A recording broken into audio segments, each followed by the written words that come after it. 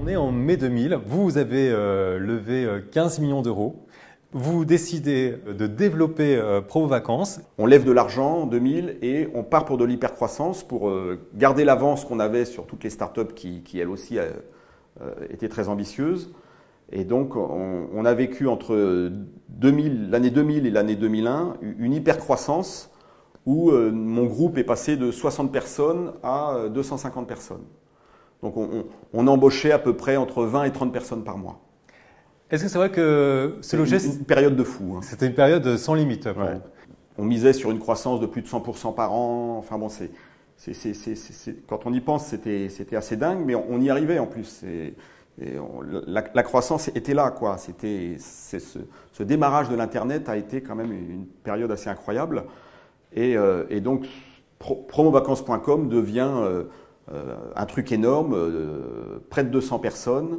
On invente le voyage en ligne, quoi. Vous êtes un tour opérateur. Voilà, et donc pour pouvoir aller encore plus loin dans la quête de marge, on n'était pas seulement une agence de voyage qui revendait des invendus ou les voyages des autres, mais on décide de devenir nous-mêmes tour opérateurs, et ce qui fait qu'on se lance dans un nouveau métier pour nous, qui est l'achat d'avions, l'achat d'hôtels, et on package les produits.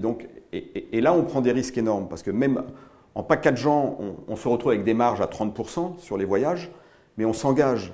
Ça veut dire qu'on achète tout un hôtel en Grèce, on achète tout un avion qui part les 150 places, on les achète. Avant même de les vendre. Avant même de les vendre, voilà.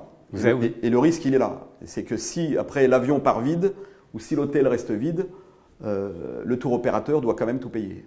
Et quand vous pensez à cette époque, qu'est-ce qui vous vient en tête?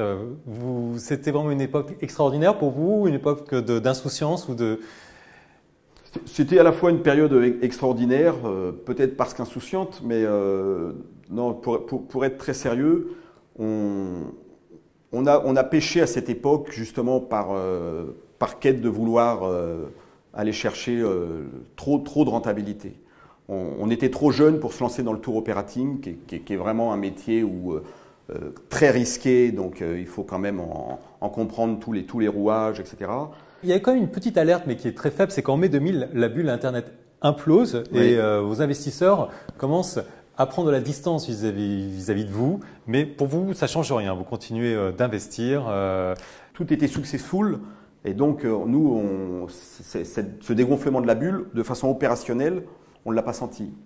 Ça ne change rien, vous continuez d'investir. Voilà. Je dirais même au contraire, on s'en réjouissait parce que ça pénalisait nos compétiteurs, nos concurrents, qui eux venaient de lever de l'argent et vivaient ce dégonflement de la bulle Internet comme nous, mais ils n'étaient pas autant opérationnels que nous. Et donc, je dirais presque cette bulle, et on le verra par la suite, a énormément servi à Se Loger, qui s'est retrouvé le seul acteur de l'immobilier en ligne.